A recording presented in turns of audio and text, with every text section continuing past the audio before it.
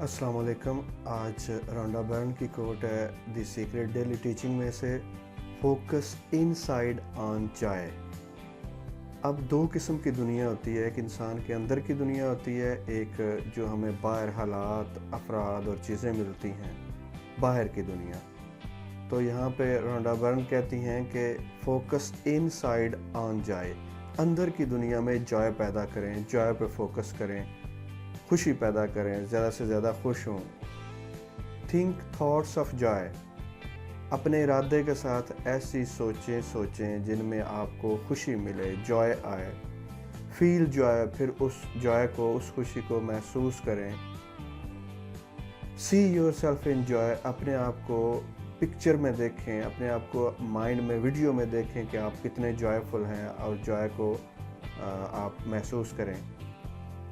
As you connect to the joy inside you more often, जितना ज़्यादा अंदर अपनी दुनिया में जॉय के साथ आप कनेक्ट होंगे, खुशी पैदा करेंगे, जितना ज़्यादा अंदर की दुनिया में, your whole world will shift to reflect, आपकी सारी दुनिया चेंज होना शुरू हो जाएगी। बाहर की दुनिया, आपके बाहर की दुनिया चेंज होना शुरू हो जाएगी और वो रिफ्लेक्ट करना शुरू कर देगी दैट जॉय, उस जॉय को। अंदर की दुनिया में जब जॉय आएगा, जब खुशी आएगी, तो बाहर की दुनिया में वो आपको नज़र आना शुरू हो जाएगी।